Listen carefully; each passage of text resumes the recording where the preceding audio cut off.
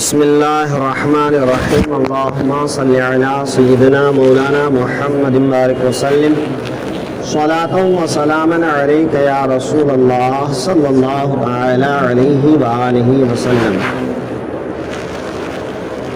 قرآن پاک کی تفسیر کے سلسلے میں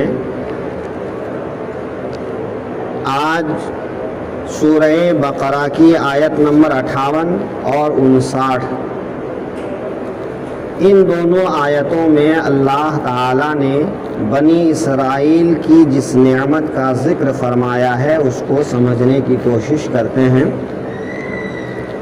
گزشتہ دنوں یہ بیان ہو چکا ہے کہ بنی اسرائیل کو جب اللہ نے مصر سے نکل کر شام میں قیام کرنے کو کہا تو شام میں جو قوم عمالقہ جو ایک بہت سخت ترین قوم تھی، ان کے خوف سے یہ جانے سے انکار کیے تو ان کو مقام تیہ میں، میدان تیہ میں محصور کر کے رکھ دیا گیا، قید کر کے رکھ دیا گیا۔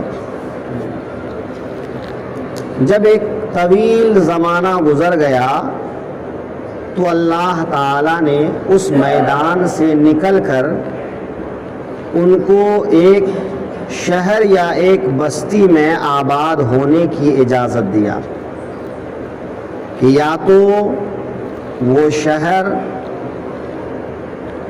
بیت المقدس ہے جس میں آباد ہونے کا حکم دیا گیا، لیکن بیت المقدس میں آنا اگر ہو تو وہ حضرت موسیٰ کے انتقال کے بعد کا واقعہ ہوگا،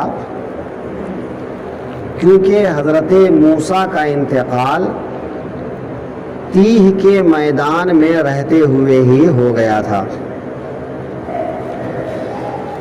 لیکن اگلی آیتوں میں جو مضمون آ رہا ہے وہ تیہ کے میدان سے متعلق ہے، تو مضمون میں ربط نہیں رہے گا، لیکن اس سے کوئی حرج بھی نہیں ہے کیونکہ یہاں نعمتوں کا ذکر ہے، مضمون کو ترتیب وار بیان کرنا کوئی ضروری نہیں ہے۔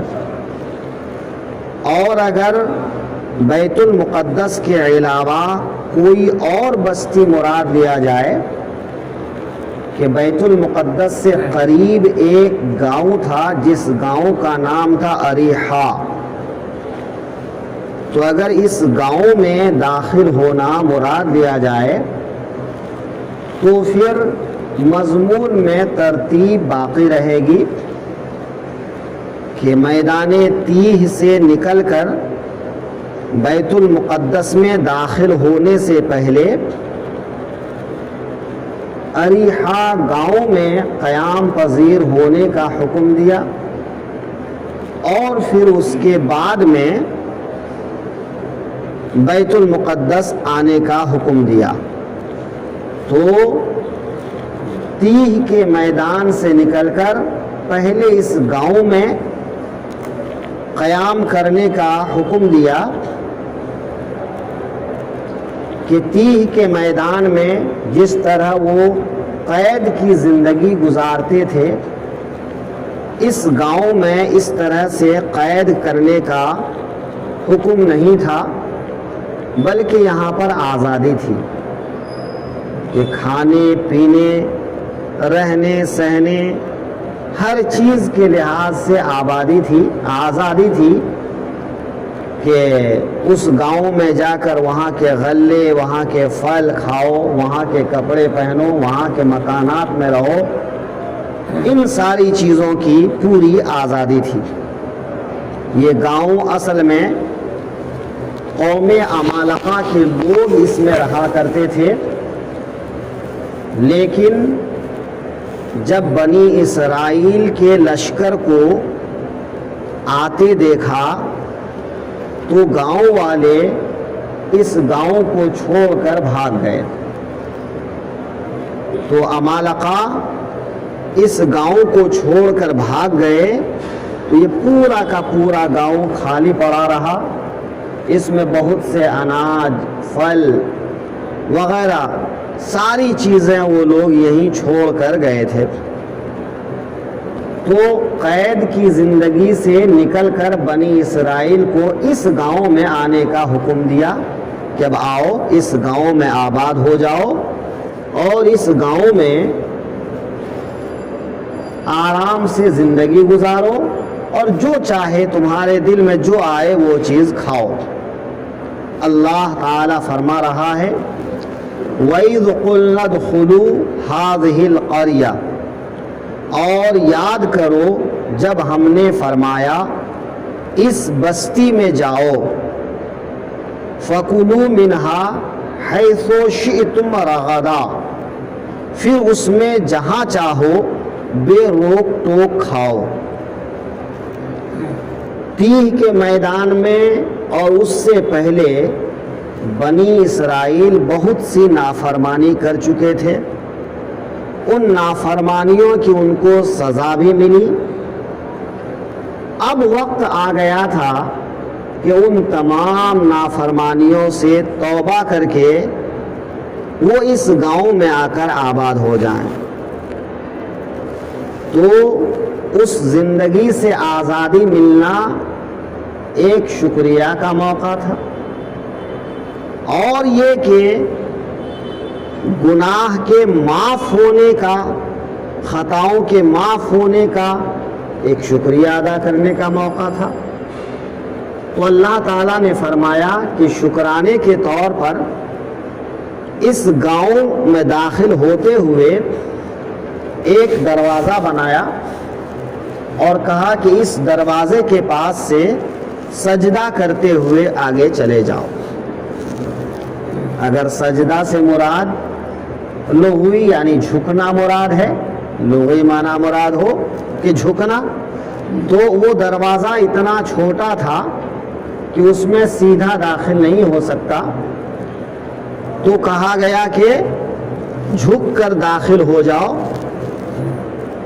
اور اگر اس کا مطلب ہے واقعی سجدہ کرنا کہ سر زمین پر رکھ کر، پیشانی زمین پر رکھ کر سجدہ کرنا، تو مطلب یہ ہے کہ شکرانے کا سجدہ کرو، پھر اس دروازے میں جھک کر داخل ہو کر اندر چلے جاؤ۔ اور دروازے میں داخل ہوتے ہوئے ایک دعا پڑھتے جاؤ۔ وہ دعا یا تو یہی الفاظ ہیں جو قرآن پاک میں آئے، یا الفاظ عبرانی میں کچھ اور تھے لیکن عربی میں اس کا معنی یہ بنتا تھا، تو قرآن چونکہ عربی میں ہے تو ان الفاظ کے ساتھ اس دعا کو یہاں پر بیان کیا۔ یا یہ بھی ہو سکتا ہے کہ یہی دعا ان کو سکھائی گئی، تعلیم کی گئی عربی میں ہی۔ تو ان کو کیا کہا کہ وَادْخُلُوا الْبَابَ سُجَّدًا، کہ دروازے میں سجدہ کرتے ہوئے، جھکتے ہوئے اندر داخل ہو جاؤ۔ وَقُولُوا حِطَّةٌ نَغْفِرْ لَكُمْ خَطَايَاكُمْ، وَقُولُوا حِطَّةٌ، کہ اور کہتے جاؤ حِطَّةٌ حِطَّةٌ حِطَّةٌ، ہے نا، یہ دعا پڑھتے پڑھتے چلے جاؤ۔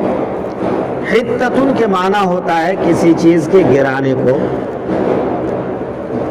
تو یہاں ان کے گناہ کو گرانے، ان کے گناہ کو جھڑنے، یا ان کو معافی ملنے، ان کو پاک کرنے، ان سب کے معنی یہاں پر ہو سکتے ہیں۔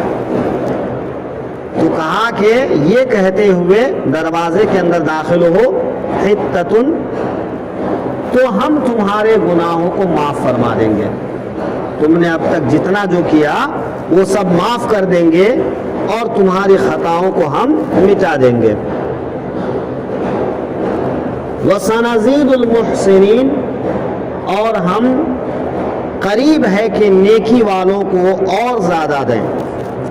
بے ان میں تو سبھی گنہگار نہیں تھے، سبھی نافرمان نہیں تھے، ان میں تو حضرت موسیٰ بھی تھے، حضرت ہارون بھی تھے، تو یہ انبیاء تھے، اور انبیاء تو معصوم ہوتے ہیں، اور کچھ ان کے جو خاص پیروکار تھے وہ بھی نافرمانی نہیں کرتے۔ تو اسی لیے کہا کہ بھئی یہ دعا سب کے لیے تھی کہ سب کہو حتتن، لیکن گنہگاروں کے لیے مطلب ہوگا گناہوں کا معاف ہونا، اور نیکوکاروں کے لیے ہوگا ان کے درجات بلند ہونا۔ تو جب گنہگار دعا مانگتا ہے، بخشش چاہتا ہے، اس کے گناہ بخشے جاتے ہیں، اور جب نیک لوگ بخشش چاہتے ہیں تو ان کے درجات بلند ہوتے ہیں، ہے نا؟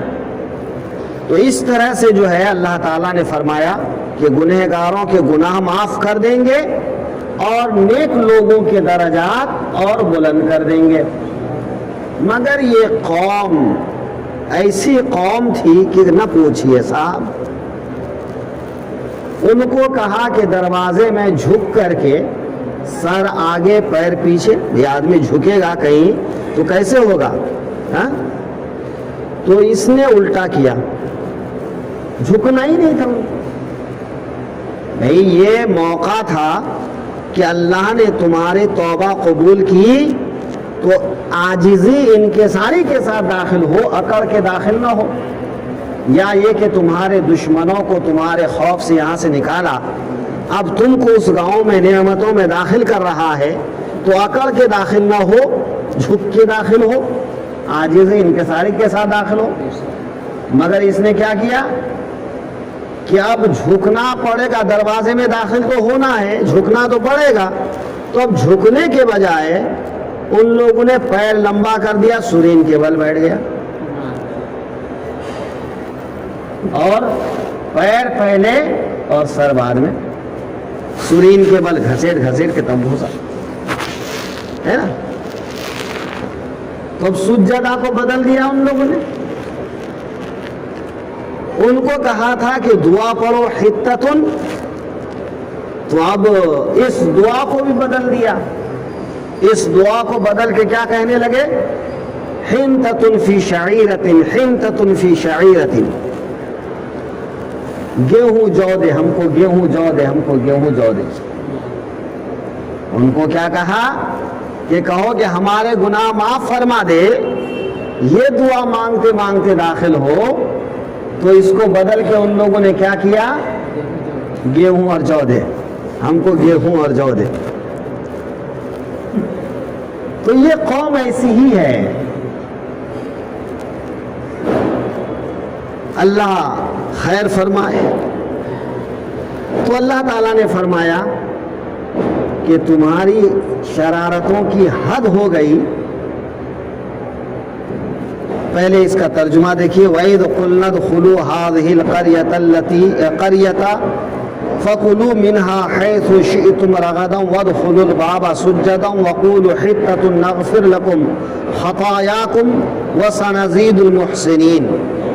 اور جب ہم نے فرمایا اس بستی میں جاؤ، پھر اس میں جہاں چاہو بے روک ٹوک کھاؤ، اور دروازے میں سجدہ کرتے داخل ہو، اور کہو ہمارے گناہ معاف ہوں، ہم تمہاری خطائیں بخش دیں گے، اور قریب ہے کہ نیکی والوں کو اور زیادہ دیں۔ فَبَدَّلَ الَّذِينَ ظَلَمُوا قَوْلًا غَيْرَ الَّذِي قِيلَ لَهُمْ۔ تو ظالموں نے اور بات بدل دی جو فرمائی گئی تھی اس کے سوا، تو ان لوگوں نے دعا ہی بدل دی۔ فَأَنزَلْنَا عَلَى الَّذِينَ ظَلَمُوا رِجْزًا مِّنَ السَّمَاءِ بِمَا كَانُوا يَفْسُقُونَ۔ تو ہم نے آسمان سے ان پر عذاب اتارا، بدلہ ان کی بے حکمی کا، کہ اب اللہ تعالیٰ نے ان کے اوپر عذاب نازل کیا۔ کیسا عذاب نازل کیا؟ موت کا عذاب، کہ یا تو اچانک وہ مرنے لگے، جیسا کہ ہارٹ اٹیک میں مرتا ہے آدمی، کہ اس طرح سے لوگ مرنے لگے، یا پھر اچانک طاعون کی بیماری پھیل گئی اور طاعون سے مرنے لگے، یا یہ کہ ان کے جسم میں گلٹی پن پیدا ہونے لگی، کہ جتنے بھی جسم کی نرم جگہ تھی ان جگہوں میں گلٹیاں پیدا ہوئی اور اس طرح سے وہ لوگ مرنے لگے. ایک دن میں 12,000 لوگ مرے اور کئی دنوں تک یہ بیماری رہی جس میں 70,000 لوگ مر گئے. تو جو اللہ کی نافرمانی کرتا ہے اللہ تعالیٰ ان کو اسی طرح عذاب میں مبتلا کر دیتا ہے. ہاں آدمی اس کو محسوس کرے یا آدمی اس کو محسوس نہ کرے، لیکن آدمی کو عذاب الہی سے بچنے کی کوشش کرنی چاہیے کہ وہ کوئی ایسا کام نہ کرے جو اس کے لیے عذاب کا باعث